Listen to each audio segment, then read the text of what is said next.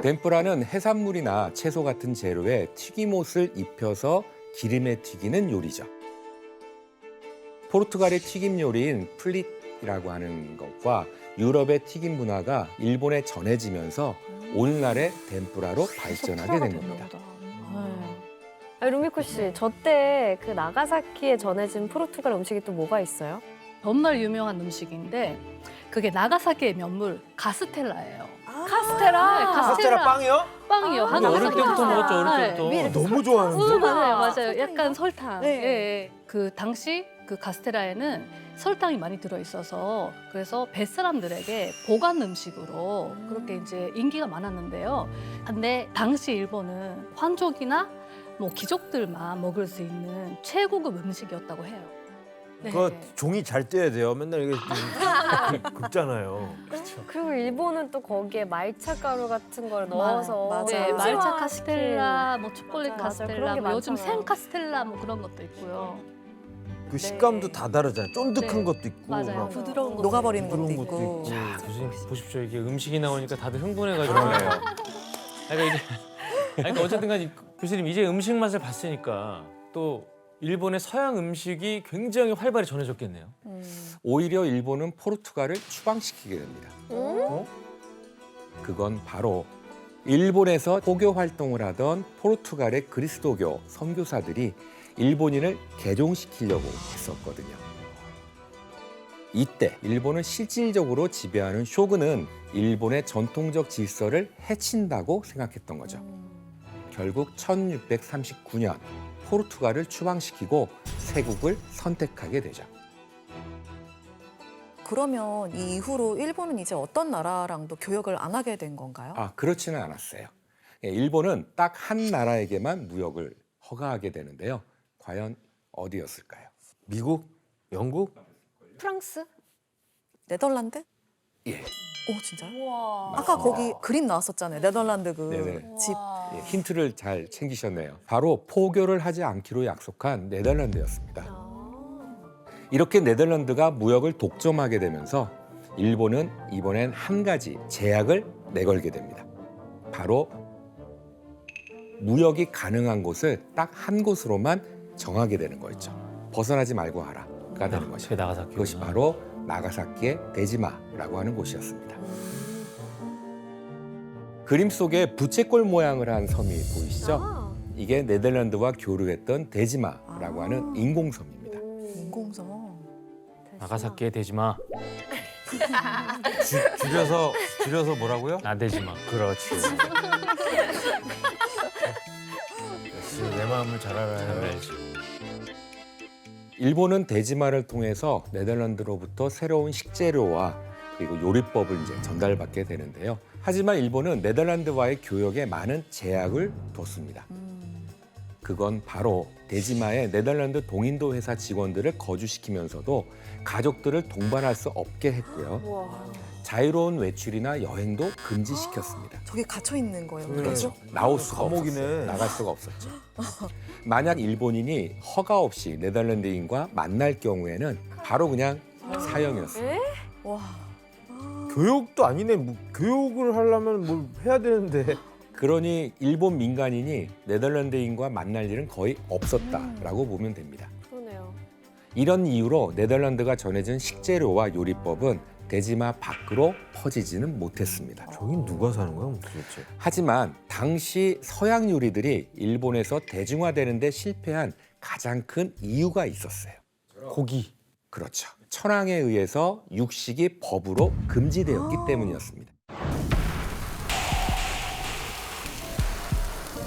그럼 왜 천황에 의해서 육식 문화가 사라지게 된 걸까요? 천황이 이빨이 안 좋았나?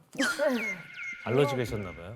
잘 씹질 못하고 자기가 못 먹으니까. 종교적인 이유가 아닐까요?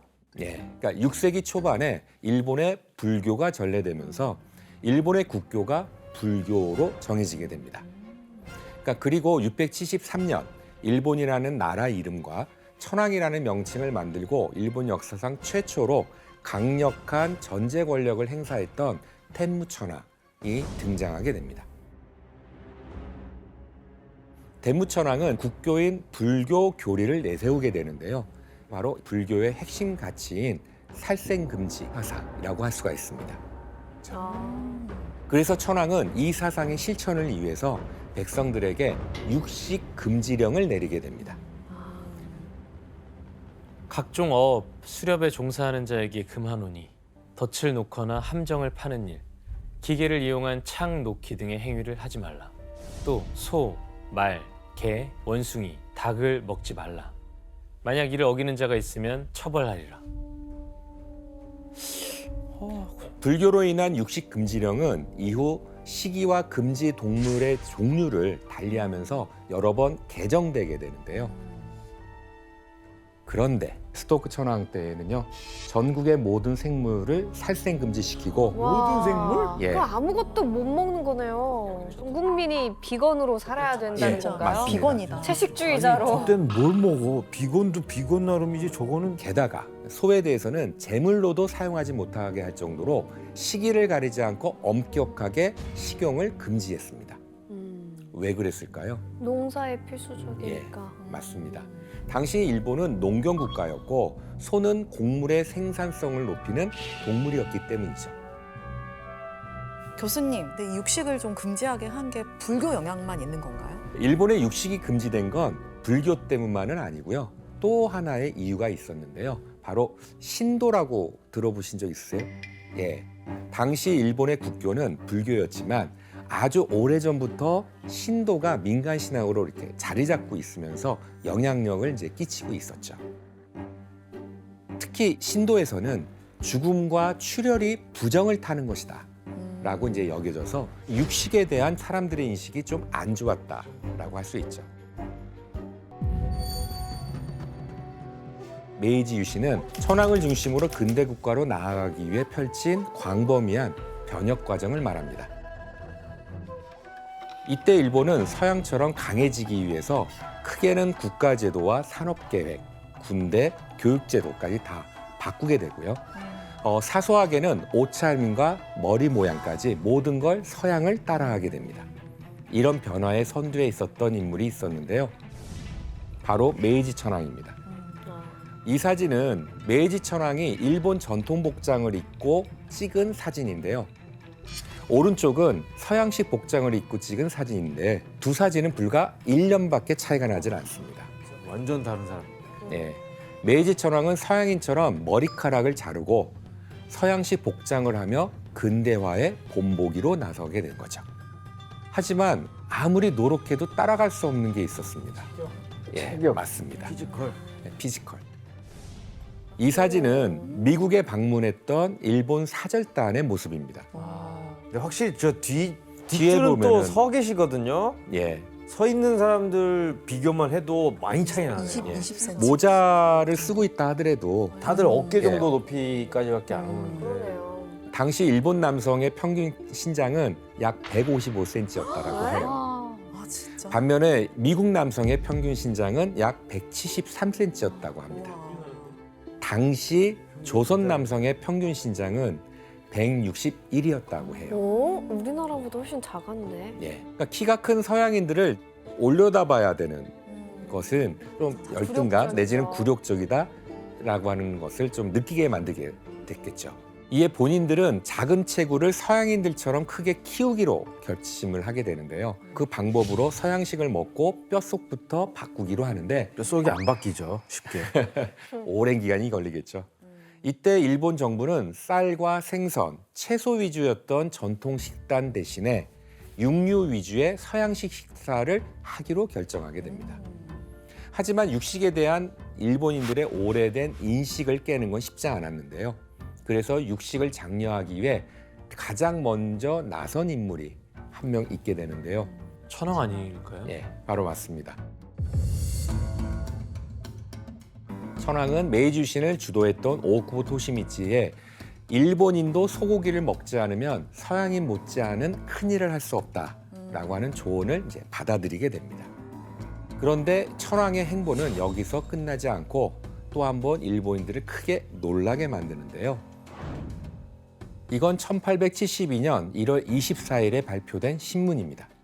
我が町にては中古以来肉食を禁ぜられしに恐れ多くも天皇言われなき義におもしめされ今時肉食を遊ばさるる旨宮内にてお定めこれありたりという。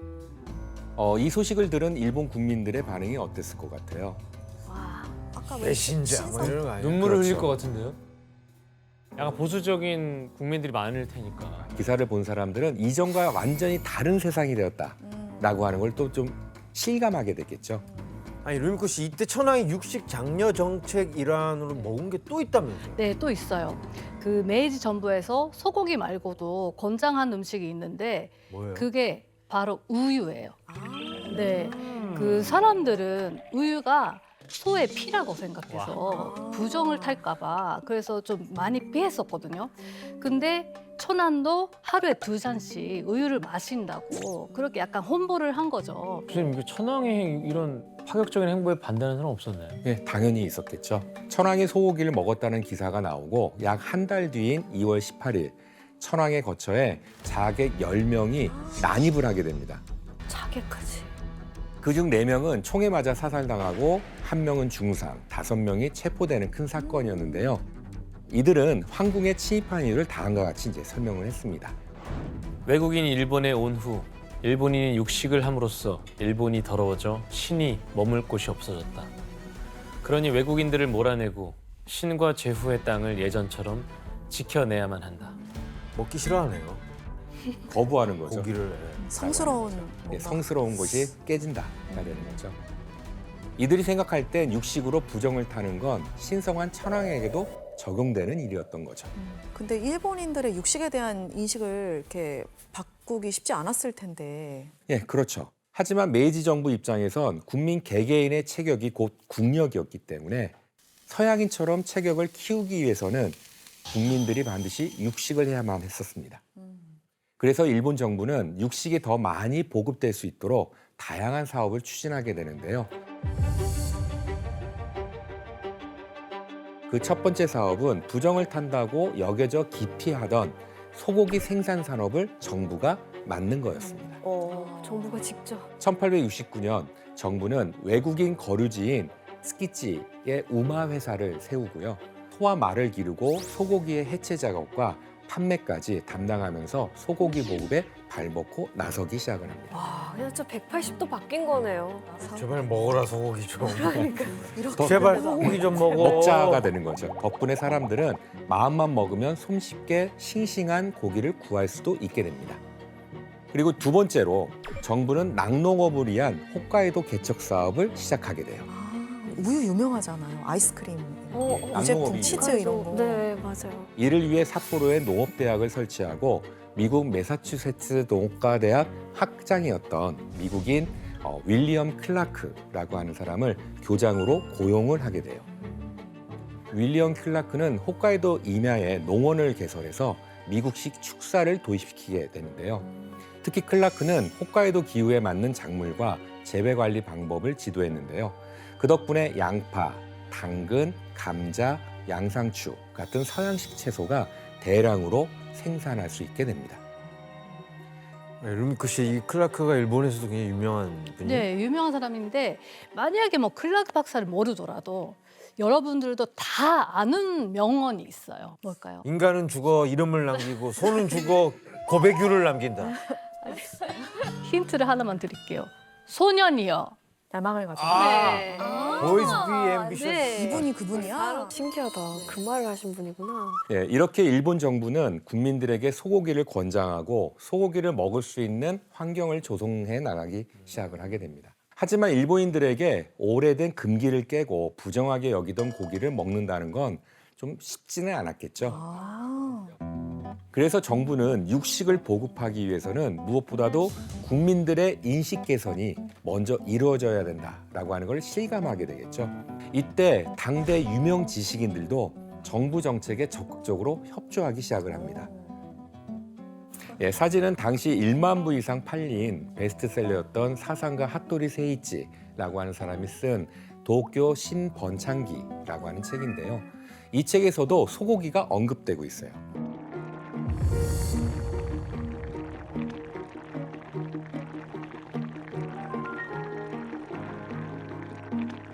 그런데 여러분이 먹는 스키야키와 초기 모습은 좀 달랐어요. 어떻게 달라요? 그 원형을 한번 볼까요? 그래요. 예, 사진 속 음식은 바로 일본 양식의 뿌리라고 할 수 있는 gyunabe, 즉 소고기 전골입니다. 전골이구나. 그냥 구이 같은데요? 육수가 없는데요? 된장에서 나와요. 장인가? 아, 그게 장에서 된장. 나와요? 저기 장이에요. 이것도 먹어보고 싶다. 이렇게 깍둑썰기를 한 소고기를 만드는 그 소고기 전골은 요코하마에 그 한 집밖에 없는 걸로 알고 있거든요. 소고기를 꼬치에 깨어 팔던 한 요리사에 의해서 만들어졌는데요. 그는 소고기를 굽지 않고 끓여 먹을 수 있는 방법이 없을까 고민을 했다고 해요. 아, 그런데 한 가지 문제가 생겼습니다. 소고기를 끓여 보니까 익숙하지 않은 육향, 이게 좀 발목을 잡는 거죠. 네. 예. 그래서 철냄비에 고기 냄새를 잡아줄 파와 된장을 넣고 소고기를 졸여 먹는 요리를 만들게 됩니다. 간단해 보이지만 서양 식재료이자 문명 개화의 상징인 소고기를 일본식으로 요리한 최초의 일양 절충 요리가 탄생하는 순간입니다. 그러면 이 전골 반응이 어땠나요? 되게 좀 뜨거웠나요? 예, 맞습니다. 소고기 전골은 익숙한 양념과 조리 방식으로 일본 사람들의 입맛을 사로잡았어요. 게다가 최고급 소고기를 사용한 소고기 전골이 오전이었는데 당시 서양식 식사보다 약 80배 정도라 저렴하다고 볼 수 있잖아요. 그리고 번거로운 서양 식기가 없어도 평소 먹던 대로 이 젓가락만으로 식사가 가능하니까 누구나 쉽게 접할 수 있었던 거죠. 이 당시 소고기 전골의 인기를 짐작해 볼 수 있는 기사가 있는데요. 열렸다고 해도 쇠고기 전골만큼 열린 것이 없다. 6, 7년 전까지만 해도 도쿄에서조차 양학을 배우는 서생이 아니면 소를 먹는 자가 없었는데 요새는 산간 벽지의 처녀들까지도 소를 먹지 않으면 사람이 아닌 것처럼 생각하게 되었다. 소 걸음처럼 느리기는커녕 대포알처럼 빠른 세상의 진보다. 보편화됐네. 완전 뭐 달라졌네. 근데 이렇게 빠르게 시작했다. 그렇죠. 먹어보면 맛있거든. 그죠. 그 맛에 끊을 수가 없거든. 소위 말하는 따지면? 고기 맛을 본 거죠. 아까 스테이크랑 달리 먹는 방식이 간편해지니까. 그런 것도 있습니다. 1875년 도쿄에 100개를 넘겼던 소고기 전골집은 2년 뒤, 즉 1877년에 558개나 되었죠. 당시 가게 수와 인구 비율을 환산하면 현재의 편의점처럼 엄청나게 많아진 거라고 할 수 있습니다. 정도나? 편의점 수준으로요? 무죽순으로 생각 안 내. 그냥 나베집만 그렇게 늘어난 거예요? 그렇죠. 그러니까 소고기 전골은 교토, 오사카가 있는 칸사이 지방으로도 넘어가게 되면서 새로운 이름을 갖게 되는데 바로 일본의 대표 음식 중 하나인 스키야키였습니다. 그러면 스키야키의 이름이 왜 스키야키였을까요? 무슨 뜻이지? 좋아한다는 건가요? 굽는 거를? 아, 스키란 단어를 아시니까. 그런데 되게 좀 어려운 단어예요. 스키가 스키라는 그 농업을 할 때 쓰는 그 도구 스키가 아니에요? 맞습니다. 네네. 소고기가 보급되자 관서에서는 소고기의 부정함이 오염될까 봐 냄비 대신에 흙을 파는 농기구였던 가래 있죠, 가래. 소. 그 가래가 이제 일본어로는 스키예요. 그래서 스키의 금속 부분을 떼내서 소고기를 구운 거예요. 와. 소고기 전골이 교토가 있는 관서 지방에서 넘어오면서 스키야키가 되었다가 다시 도쿄가 있는 관동 지방으로 넘어간 거라고 해요.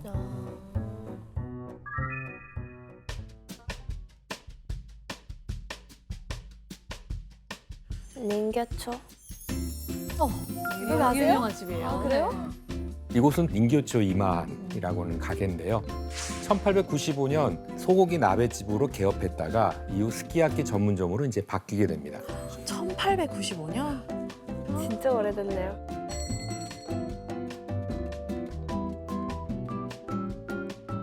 그러니까 먼저 국물을 넣어요.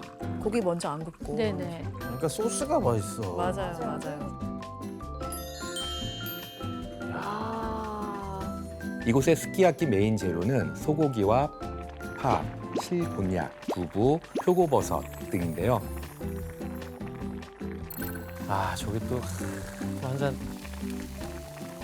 관서 방식과는 다르게 육수에 소고기와 각종 야채를 함께 끓여 먹는 전골 스타일입니다.